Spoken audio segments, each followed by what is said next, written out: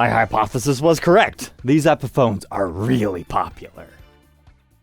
Welcome back, Troglodytes, to your daily dose of guitar information, the Trogly's Guitar Show. A few weeks back at launch, we reviewed the Epiphone Teal Widow. I thought that one was really cool, and I enjoyed what I picked out. However, in that episode, I said, if anybody's interested in new guitar dang any of the other colors, feel free to reach out. So tonight's episode is thanks to David. Let's see what color he picked. Because even though it's kind of like I'm making the same review 3 or 4 different times, I'm just excited to see how these things look in the flesh. Because some guys were saying, hey, your video made that Teal Widow look fantastic, where they didn't like the stock photography. But we're doing the Purple Widow this time.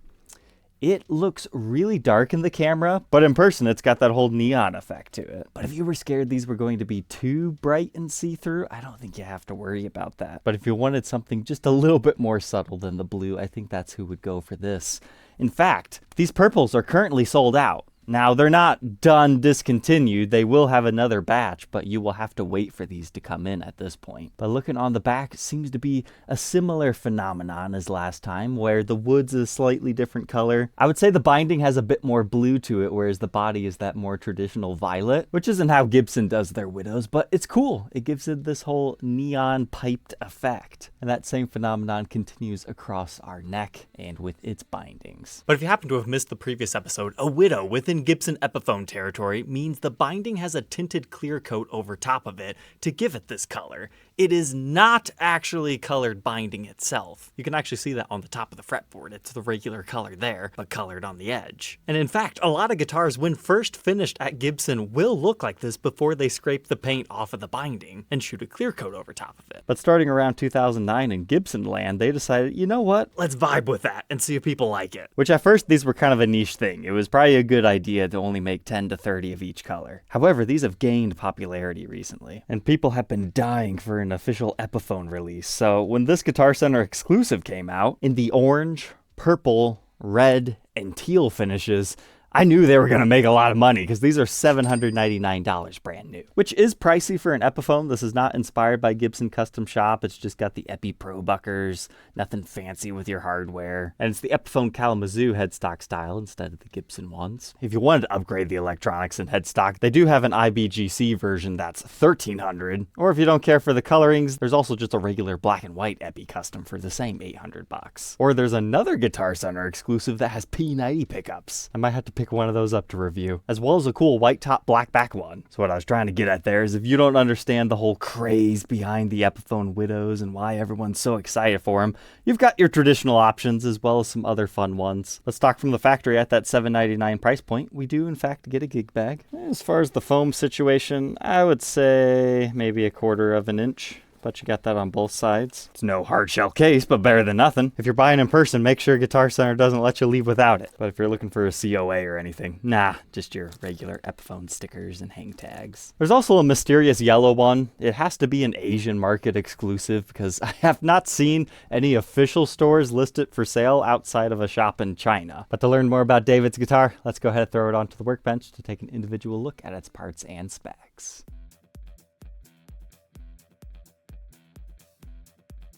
Inside our Purple Widow on the workbench, just in case you're watching somebody else's video, I have my camera set 2 steps down on the brightness because otherwise the camera just picks it up way brighter than it actually is in person. So if you see one looking like this, no, that's not what it looks like in person. This is fairly accurate to what you should be expecting. Let's check out our pickups. We've got a Pro Bucker in the neck and the complementary one in the bridge. And the fun thing about redocumenting this model is if you didn't trust the last review because it was officially sponsored and you think they might have sent me a cherry-picked example, which I really don't think they did. It was just random pick of the litter. But this actually shipped from a Guitar Center store, and I just bought it like everyone else for the viewer of the show. But you can see a T marking, you can see your neck tenon, and our usual QR code. And on the edge, we can see our at least 2-piece maple top joining onto our mahogany body. Those pickups within the circuit read 8.76 k ohms in the bridge. Neck is 8.18, and they play together at 423. And it's just our usual 2 volumes, 2 tones.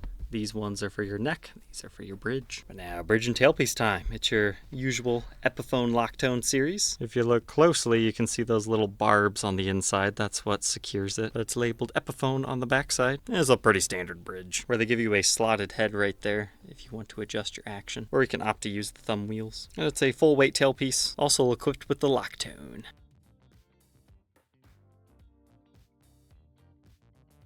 I would say my favorite thing about this particular one has to be right in between the pickups. That's some really wide flame. Even though it's clearly flame, it starts to have the ridges that some really heavy quilts have. Because if you're not familiar with how they get away with giving you a flame top on this for the same price as the solid color models, it's a veneer. Paper thin sheet that they put over top of the regular maple cap, as we were seeing over in here. Now, as far as movement in the top, is it a photo or real wood? I believe it's a real wood and veneer. However, the finish is so dark, I'm not seeing much of any movement. Another reason why it's likely not a photo veneer is typically those guitars will all look about the same, but this is definitely not a complete match to the last one we had documented. But as far as pickguard on and off, I mean, it looks okay like this. But unlike the blue one, I think I'm just going to leave that on because the extra darkness matches well with everything else. That and it's not my guitar to make that decision on. But one thing I would like to compliment about this one is the binding is very evenly colored. Last time on that blue one, we had splotches. Some areas were darker than others, which is kind of a letdown because I've received a lot of messages from other people who have also purchased them. It seems to be a very common phenomenon. But looking over this one, in this particular lighting situation, I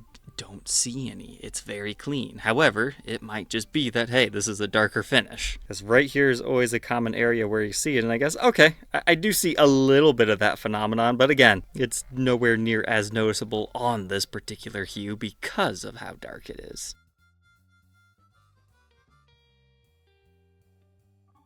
Well, we can move on to our ebony fretboard now. I did go ahead and condition this. That's the only thing I've done. I get a 1.69 inch nut width, increasing to 210 at the 12th, 0.86 first fret neck depth, going to 0.94 at the 12th, with a 12 inch fretboard radius, a 24 3/4 inch scale. Just like the last one, this kind of has that Epiphone D-shaped neck where it's got a little bit of shoulder on the edge, but then it flattens out. However, I would say this one is a little bit more rounded, like as far as the overall shape. Not saying it's chunky, but rounded as in a C shape. Here's that neck profile on the contour gauge. Just a nice C shape. And on all Widows, including the Gibson ones, the top of the binding on your fretboard is how you know that it's paint over top of it, rather than the binding itself being colored. You can see the different hues right here. And Widows have always utilized regular colored inlays. Some guys argue that they should also be colored. I think you probably could just take some nail polish and go right over those if you really want that. Or have a luthier make you custom purple mother of pearl.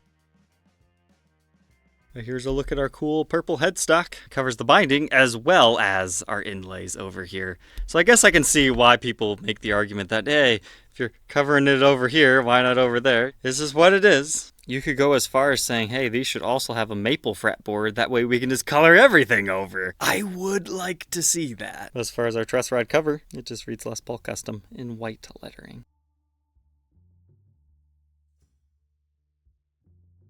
But now we've got it all strung back up and put together, I decided to take that pickguard film off of it. I would say the pickguard looks even nicer now. And we'll move on to the backside to check out the electronics, as well as I turned my super bright lights off. This is a fairly accurate representation, but in this new lighting, yeah, sure enough, I think there is some slightly darker splotches around in this area.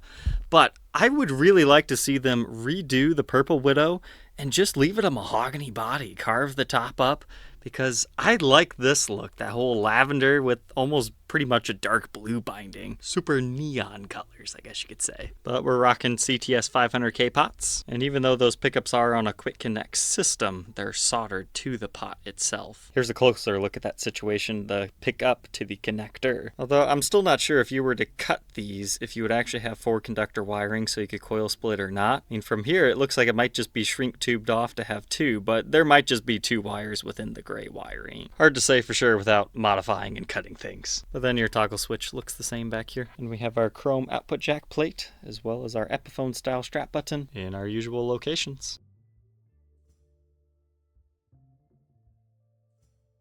But check out the neck when you can see the binding. Yeah, it really does look blue in this lighting. It just really depends on where you're looking at it and what color the mahogany is underneath it. And yep, this lighting definitely shows a little bit darker here. And in fact, now this thing's starting to look more blue. Just depends how much light you have on it. I switched my camera back to normal light settings, so it is a little bit brighter than it appears in person. But then we get our handcrafted in China sticker that's kind of peeling off on this one, so let's just go ahead and finish it off. After a bit of a wipe down, that's looking good, but I turned this light back on so you can see this is not a one-piece neck. That's something else that the Inspired by Gibson custom shops get. It does indeed have a scarf join where the neck joins onto our headstock. And then if you know to look for it, there's also another one right here where they graft on a bit more to the heel on the neck. But again, dark finish. Don't care, it hides pretty well. But we've got our Grover tuners back here, and our serial number dates this one to November of 2024. Here's the top in the new lighting situation as well. But how much does this one weigh? 8 pounds, 14.2 ounces. Let's go ahead, plug it in, and hear how the Epi Purple Widow sounds.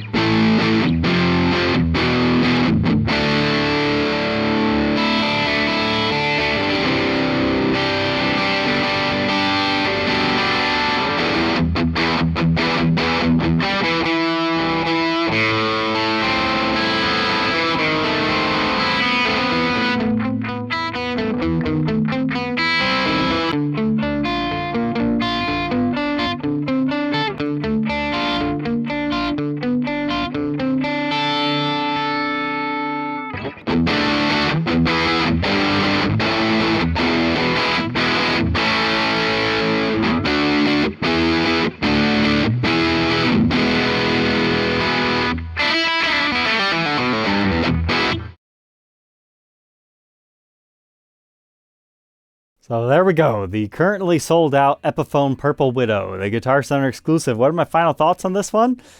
Didn't like it as much as I was thinking I was going to, because I thought they had made it super bright, but nah, it's pretty much just your usual really dark Purple Widow, which, hey, if that's what you like, that's fine. It's just if you thought this was going to be much brighter like I was hoping for, you might actually be disappointed when you unbox this. It definitely has that whole neon thing, and really looking at the back, the binding looks more so blue. So if you like blue and purple, you might enjoy this. However, if you just ordered this sight unseen and expected pure purple, I think you might be slightly disappointed, but it's still a nice looking guitar. A viewer had actually commented on my last video saying he believes the Widows are still binding scraped, and then then they apply a tinted clear coat to it. And if that's true and Epiphone is doing a similar thing, that's probably why the body and the binding are a different color. The clear coat isn't matching with the body. Now, whether that's a good or a bad thing, I'll let you decide. At the end of the day, I think it just depends on what are you expecting straight out of the box. And also, in person, the color difference isn't as noticeable. However, I don't think the camera lies, so maybe I just wasn't looking closely enough. But a reason why you would want one of these Widows is because it can inspire you. Now, I like purple guitars, but this one, it just didn't inspire me to play that much. However, we are reviewing at least one more color of these Epiphone Widows due to new Guitar Day buyers, and let's just say, I had a lot of fun with that, Hugh. It's funny how something as crazy as the color of your guitar can inspire you and make you feel differently about it. But David, I hope you enjoy your new guitar because now it's time to send it on its way. And if you are interested in buying a brand new guitar and would like to see it featured on the show first, feel free to check out my website to learn about the new Guitar Day program. Otherwise, we'll catch you guys tomorrow on the next one. Take care.